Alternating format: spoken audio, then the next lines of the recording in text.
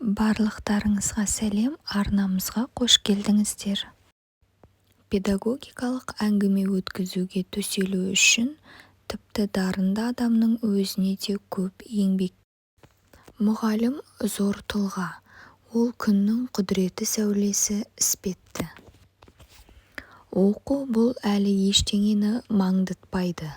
Нені оқу керек және оқығанда көңілге қалай тоқу керек, ең үлкен шаруа міне осында.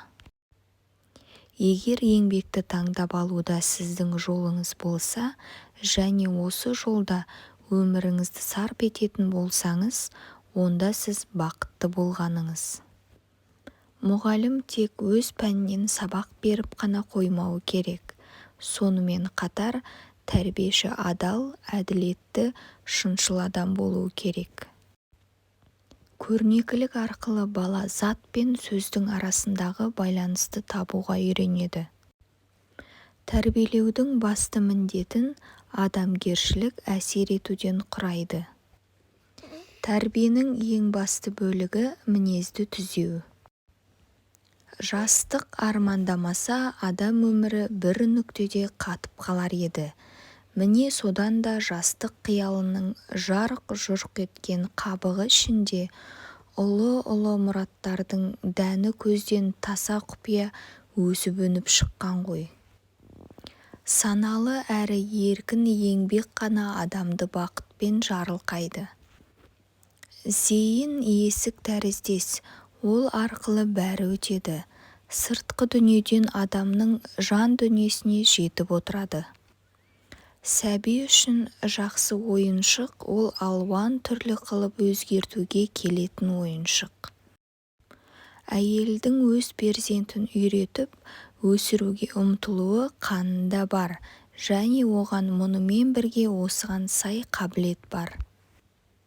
Өз ойларын көріктеп айта алмау кемшілік, ал өзінің көкейіне түскен ойларының болмауы одан да асқан кемшілік. Балаға күштеп білім беруден гөрі баланың білімге деген құштарлығын ояту ең маңызды мақсат. Кітап оқу мұның өзі әлі ештеңені білдірмейді. Нені оқу және оқығанды қалай түсіну басты нәрсе міне осында. Өзінің ішкі сарайына көз жүгірте білетін әрбір адам психологияның дап-дайын тұрған курсы. Саналы да ерікті еңбек қана адамды бақытқа кенелтеді. Мұғалім ісі сырттай қарапайым болғанымен тарихтағы ең ұлы істің бірі. Егер мұғалім өз бойына іс пен шәкірттеріне деген сүйіспеншілікті біріктірген болса, ол кемел ұстаз. Мұғалім өзінің білімін үздіксіз көтеріп отырғанда ғана мұғалім.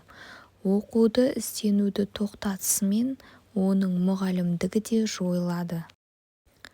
Бізбен болғандарыңызға рахмет, арнамызға жазылуды ұмытпаңыздар.